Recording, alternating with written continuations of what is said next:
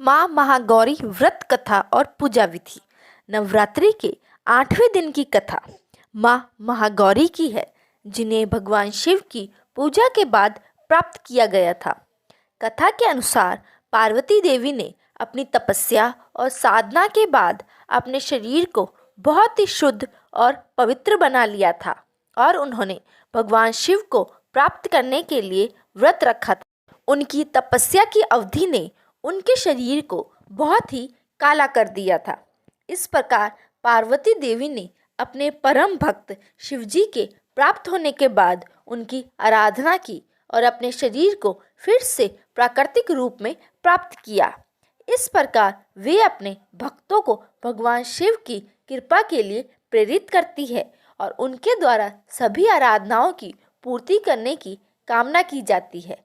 इस दिन भक्त व्रत रखते हैं और माँ महागौरी की पूजा करते हैं ताकि उनकी कृपा से वे शुभकामनाएं प्राप्त कर सके और अपनी मनोकामनाएं पूरी हो। कथा के अनुसार पार्वती देवी ने अपनी तपस्या और साधना के परिणाम स्वरूप अपने शरीर को बहुत ही शुद्ध और पवित्र बना लिया था और इस रूप को माँ महागौरी के रूप में प्रकट किया था। उनके चेहरे का रंग सफ़ेद होता है और उनके वाल का रूप वृषभ होता है। इस दिन भक्त व्रत रखते हैं और माँ महागौरी की पूजा अर्चना करते हैं। माँ की आराधना के बाद उनकी आरती गाई जाती है और भक्त उनके पावन दर्शन प्राप्त करके आशीर्वाद प्राप्त करते हैं।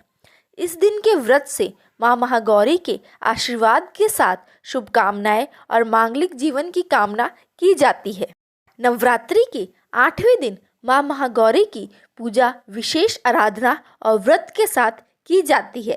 निम्नलिखित रूप से पूजा की विधि होती है। स्नान।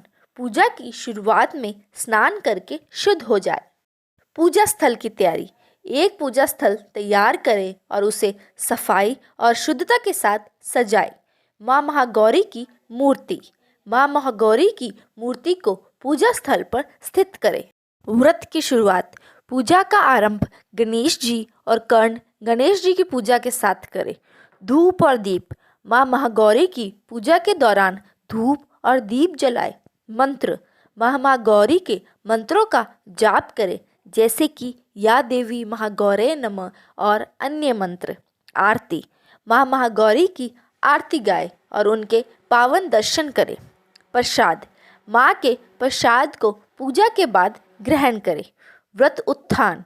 पूजा के बाद व्रत को उत्थान करें और अन्य व्रतियों को प्रसाद दें। इस तरह आप माँ महागौरी की पूजा विधि का पालन कर सकते हैं और उनके आशीर्वाद की प्राप्ति कर सकते हैं। इस तरह की और वीडियोस के लिए वीडियो को लाइक करें तथा चैनल को सब्सक्राइब करना बिल्कुल ना भूलें। धन्यवाद।